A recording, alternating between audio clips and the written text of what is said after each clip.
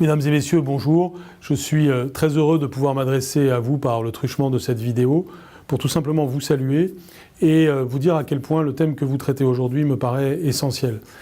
Il est à la croisée de deux grandes priorités de mon ministère. D'abord, la priorité accordée aux premières années de la vie. Nous le savons, les sciences cognitives le corroborent et nous l'expérimentons en permanence. Les premières années de la vie sont décisives pour tous les enfants et pour tous les enfants de toutes les sociétés du monde entier. Parce que se joue à ce moment-là un épanouissement cognitif, un épanouissement personnel, un épanouissement des capacités sociales qui sont clés ensuite pour la qualité de la vie de l'enfant et pour la qualité de la société à laquelle il va participer. Mais votre réunion permet aussi d'attacher une importance particulière aux enjeux de ce que nous appelons l'école inclusive, c'est-à-dire une école capable d'accepter toutes les diversités, d'intégrer toutes les diversités, et notamment d'avoir une attention particulière aux élèves en situation de handicap. Nous le savons tous, cette capacité à accueillir la diversité des situations des élèves, notamment dès la petite enfance, nous dit quelque chose de la capacité de l'école à être de son temps, à être du XXIe siècle, à permettre des parcours personnalisés pour chaque enfant. Car si l'école est capable d'accueillir chaque enfant, eh bien ça leur montre que lorsqu'il y a des difficultés particulières qu'elle arrive à résoudre, elle est capable de résoudre toutes sortes de difficultés. Nous sommes très engagés en France en ce moment sur ces enjeux. Nous y sommes engagés au titre de la priorité accordée à l'école primaire.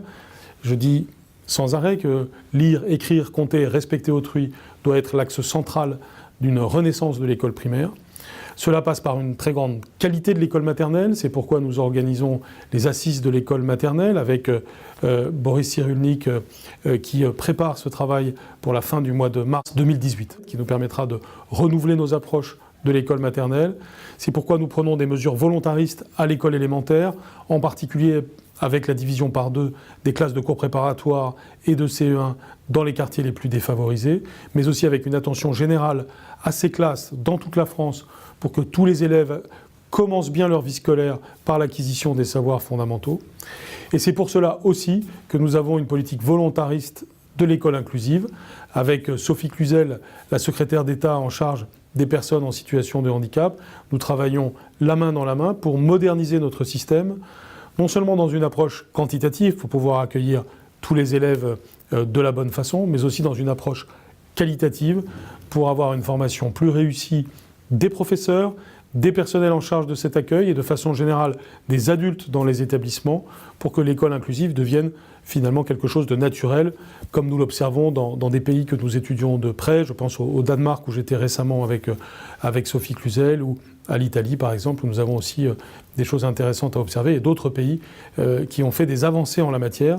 La France est tout à fait capable de faire ces avancées. L'UNESCO est l'institution adaptée pour avoir la vision d'ensemble de ces sujets. Nous devons aller vers toujours plus de comparaisons internationales, toujours plus de progrès internationaux grâce à cette comparaison internationale. C'est pourquoi votre réunion est si importante. Je salue chacune et chacun d'entre vous qui est engagé dans une cause si belle. Je remercie Jean-Marc Huard qui, au nom du ministère de l'Éducation nationale français, intervient dans votre colloque pour dire plus précisément que je ne le fais l'ensemble des actions qui nous engagent pour la réussite de l'école inclusive et plus généralement pour la réussite de l'école primaire. Et donc, bravo pour cet engagement, merci et j'espère à bientôt.